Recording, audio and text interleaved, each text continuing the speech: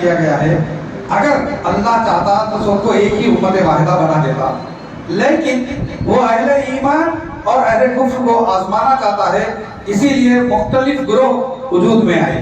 امت واحدہ کا تصور صرف توحید کی بنیاد پر ہوتا ہے اور شرک افتراق امت کا سبب بنتا ہے۔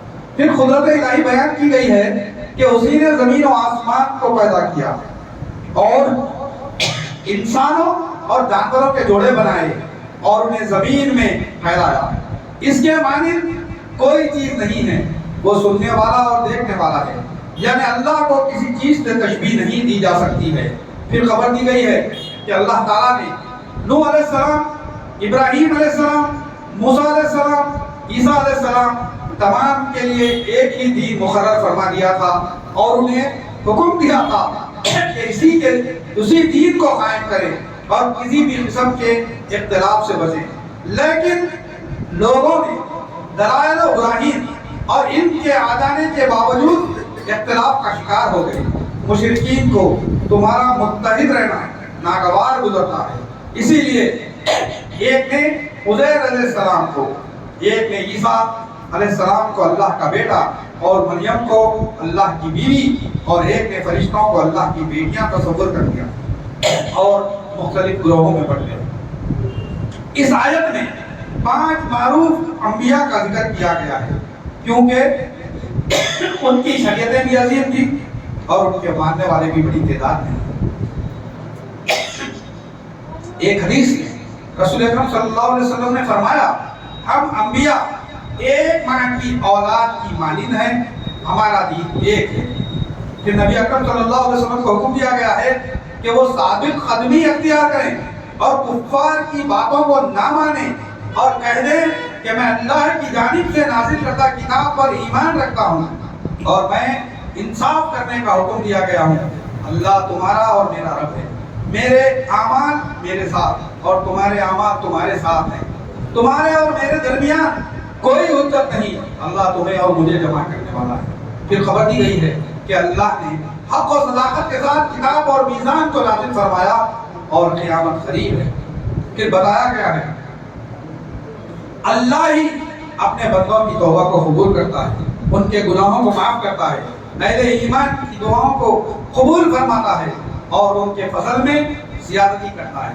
پھر خبر دی گئی کہ اللہ تعالیٰ تمام انسانوں کی روزی کشادہ فرما دیتا تو وہ زمین میں سرکشی کرتے پھرتے، اسی لیے حسب مقدار ہی عطا کرتا ہے، وہ باری بین خبر رکھنے والا ہے، اسی لیے چند کو مستغنا کیا اور بعض کو مسکین و فقیر بنایا، جس سے کائنات میں اعتدال قائم ہے۔ پھر خبر دی گئی ہے کہ نا امیدی کے بعد وہی بارش برسانے والا ہے اور اپنی رحمت کو بکھیرتا ہے۔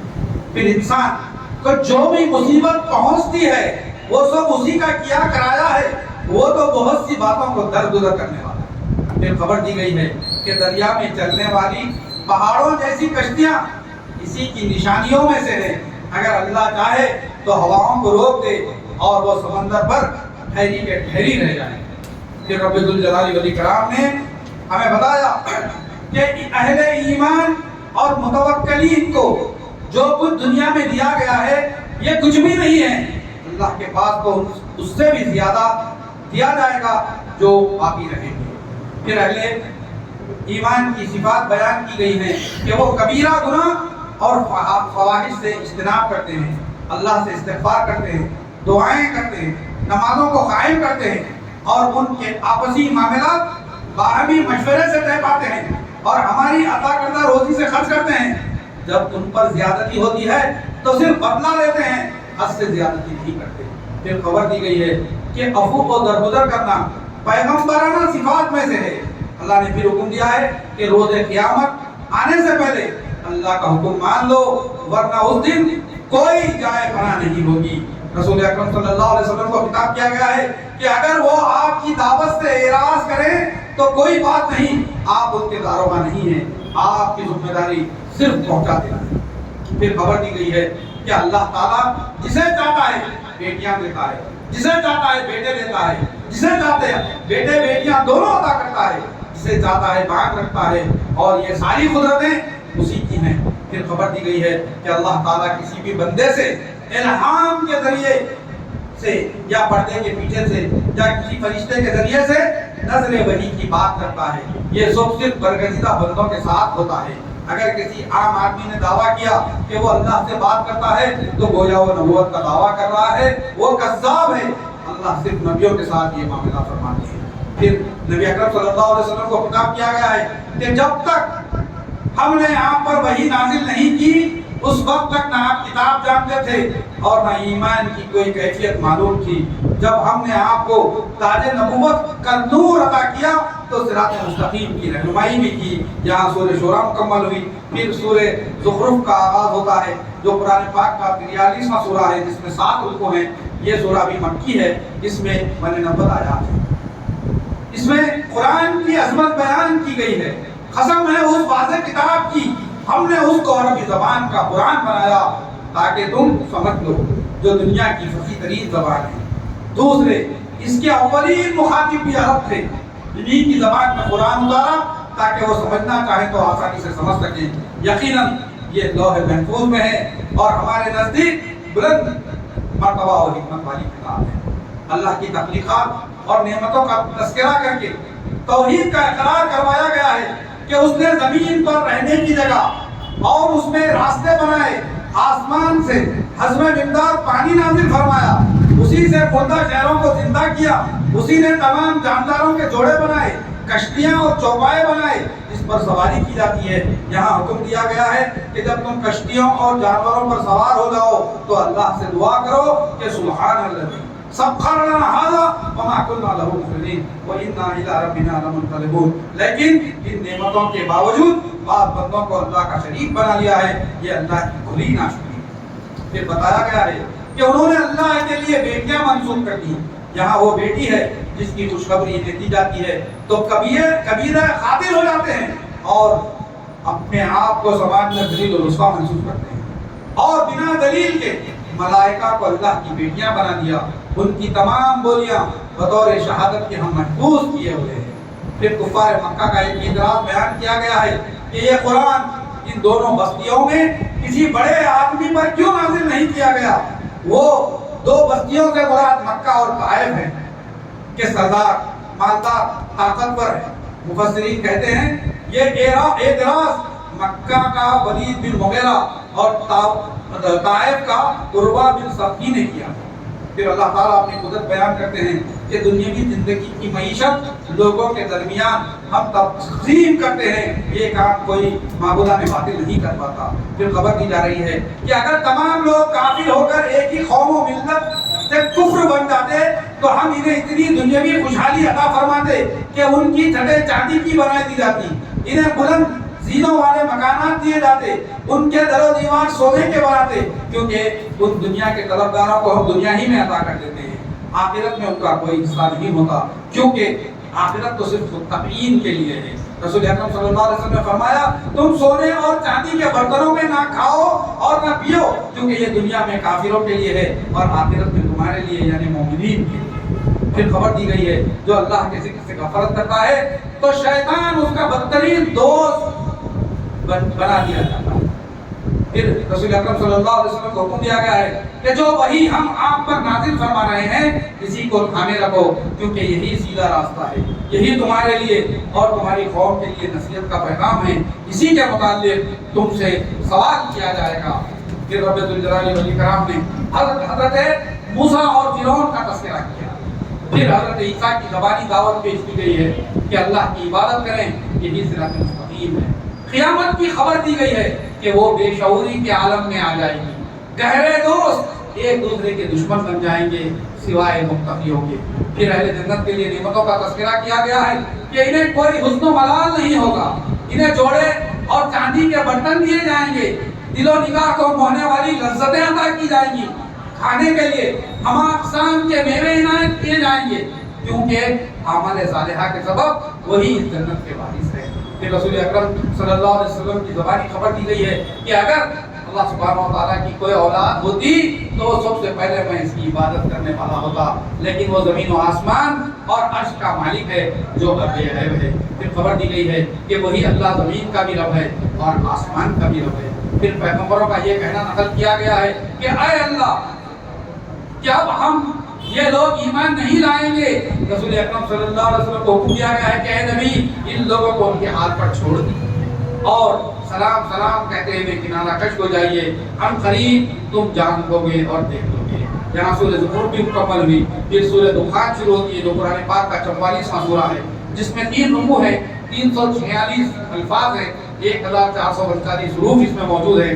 یہ سورت بھی مکی سورت ہے، اس میں 59 آیات ہیں۔ اب دخان دھوئے کو کہتے ہیں، اس لفظ کا تذکرہ یہاں کیا گیا ہے، اسی سے اس کا نام رکھ دیا گیا۔ پھر قرآن مجید کے بارے میں خبر دی گئی ہے کہ اسے مبارک رات میں نازل کیا گیا ہے، جس میں مضبوط فیصلے کیے جاتے ہیں اور احکام بھیجے جاتے ہیں۔ یہ اللہ کی رحمت ہے جو سننے والا اور جاننے والا ہے۔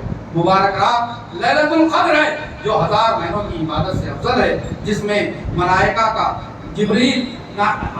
و جبریل نازل کیے جاتے ہیں اور تقدیر کے فیصلے کیے جاتے ہیں۔ پھر قیامت کا نقشہ کیا گیا ہے، جس دن آسمان پر صرف دھوائی دھواں ہوگا جو لوگوں کو گھیر لے گا اور کافر دعا کر رہے ہوں گے ربنا اکشف عنا عذاب انا مومنون، کیا اللہ ہم سے عذاب کو دور کر دے، ہم مومن بن جائیں گے۔ پھر موسیٰ اور فرعون بنی اسرائیل کا سرسری جائزہ لیا گیا ہے کہ فرعون کو نبیوں کے ذریعے آزمائش میں مبتلا کیا گیا، موسیٰ کو بنی اسرائیل کے ساتھ ہجرت کا حکم دیا گیا، فرعونی لشکر کو غرق کر دیا گیا، بنی اسرائیل کو نعمتوں والی زندگی عطا کی گئی، ان کی ناشکری کے سبب ایسا عذاب دیا گیا کہ نہ آسمان آنسو بہائے نہ زمین۔ پھر مجرموں کی میزبانی کا تذکرہ کیا گیا ہے کہ انہیں زقوم کھلایا جائے گا جو گناہگاروں کا کھانا ہے، جو پیٹوں کو کاٹ کر رکھ دے گا، جو مثلث چھٹے ہیں اور اسے گھسیٹ لے کے جہنم میں پھینک دیا جائے گا۔ پھر اس کے سر پر گرم پانی انھیل دیا جائے گا اور کہا جائے گا تو اپنے آپ کو بڑا محترم و معزز سمجھتا تھا، اب عذاب تک یہ سب تیرے انکار کا نتیجہ ہے۔ پھر جنتیوں کی نعمتوں کا تذکرہ کیا گیا ہے کہ وہ اطمینان و سکون کے مقام پر رہیں گے، باغات اور چشموں میں ہوں گے، رزق رنگ برنگ کے لباس پہنے ہوئے جنت میں ایک دوسرے کے مد مقابل ہوں گے، حوریں عطا کیے جائیں گے، میوے کھلائے جائیں گے، اب کوئی موت انہیں نہیں چھونے والی ہے۔ یہ اللہ کا فضل اور بڑی کامیابی ہوگی۔ پھر قرآن کے متعلق خبر دی گئی ہے کہ آپ کی زبان پر اسے سب سے آسان بنا کر نازل کیا گیا ہے تاکہ نصیحت سیکھنے میں آسانی ہو۔ یہاں سورۃ دخان مکمل ہوئی۔ پھر قرآن پاک کا 45واں سورہ سورۃ الجاثیہ شروع ہوتا ہے جو مکی سورت ہے، جس میں 4 رکوع ہیں، 488 الفاظ ہیں اور 2014 حروف اس میں موجود ہیں۔ اللہ تبارک و تعالیٰ بیان فرماتا ہے جانوروں کی پیدائش، آسمان و زمین کی تخلیق، زمین میں پیدا کردہ روزی، ہواؤں کا چلنا، ان سب میں یقین کرنے والوں اور غور کرنے والوں کے لیے نشانیاں۔ اللہ کی آیتوں کو سنی انسنی کرنے کا انجام اور اس کی پوری خبر دی گئی ہے کہ جو اللہ کی آیتوں کو سنی انسنی کر دیتے ہیں انہیں دردناک عذاب دیا جائے گا۔ پھر اہل ایمان کو حکم دیا گیا ہے کہ وہ ان لوگوں سے کنارہ کشی اختیار کر لیں جن کا یقین آخرت پر نہیں ہے۔ جو نیکی کرے گا اس کا بدلہ اسی کے لیے ہے، جو برائی کرے گا اس کی برائی اسی کے ساتھ ہوگی۔ پھر رب ذوالجلال والاکرام نے بنی اسرائیل کا تذکرہ کیا کہ انہیں واضح دلائل آنے کے باوجود اختلاف میں وہ لوگ پڑ گئے، ان کا احتساب قیامت کے دن کیا جائے گا۔ پھر خبر دی گئی ہے کہ اللہ کی بیان کردہ باتوں میں لوگوں کے لیے غلط و نصیحت ہے، رہنمائی ہے، رحمت ہے یقین کرنے والوں کے لیے۔ پھر بتایا گیا ہے کہ مجرمین یہ گمان کرتے ہیں کہ ان کے ساتھ مومنین کی طرح سلوک کیا جائے گا، حالانکہ ان کا جینا مرنا دونوں برابر ہے۔ پھر اس شخص کی مذمت کی گئی ہے جو صاحب علم ہوتا ہوا نفسانی خواہشات کا اسیر بن چکا ہے اور نفس کو معبود بنا لیا ہے۔ اللہ نے اسے گمراہ کر دیا، اس کے کان، دل اور آنکھوں پر پردہ ڈال دیا۔ اب کون ہے جو اسے ہدایت دے سکتا ہے؟ پھر خبر دی گئی ہے کہ روز قیامت ہر امت گھٹنوں کے بل گری ہوگی اور اپنے نامہ اعمال کی طرف بلائی جا رہی ہوگی، جس دن وہ اپنے کیے کا بدلہ دیے جائیں گے۔ پھر دعوت کا انکار کرنے والوں سے کہا گیا ہے کہ تم نے ہماری آیتوں کو جھٹلایا اور قیامت کا انکار کیا، کوئی قیامت نہیں ہے، تم نے استہزاء و مذاق کیا اور ہمیں بھلا دیا، آج ہم تمہیں بھلا چکے ہیں، تمہارا ٹھکانہ جہنم ہے اور کوئی مدد کو نہیں آئے گا۔ پھر اللہ کی کبریائی بیان کی گئی ہے کہ تمام بڑائی اور بزرگی کے لائق صرف اللہ ہی کی ذات ہے جس نے زمین و آسمان کو پیدا کیا اور وہ بڑا حکمتوں والا ہے۔ الحمدللہ جہاں قرآن پاک کا 25واں پارہ بھی مکمل ہوا، انشاءاللہ تعالی ہم آج تہجد میں اس کی تلاوت سماعت فرمائیں گے۔ اللہ تبارک و تعالیٰ سے دعا ہے کہ اللہ رب العالمین ہم تمام کو سننے سے کہ اللہ رب العالمین عطا فرمائے، ہمارے گھروں میں خیر و برکت عطا فرمائے، ہمیں ہر قسم کے حاسدین سے محفوظ فرمائے، ہر قسم کی دشمنیوں سے محفوظ فرمائے، ہر قسم کی برائیوں سے محفوظ فرمائے، جب تک رکھے ایمان پر قائم رکھے اور ہمارا ایمان پر فرمائے اور دنیا سے جاتے وقت ہمارے تمام لا الہ الا اللہ محمد رسول اللہ صلی اللہ علیہ وسلم فرمائے سبحان ربک رب العزت عما یصفون وسلام علی المرسلین والحمد للہ رب العالمین.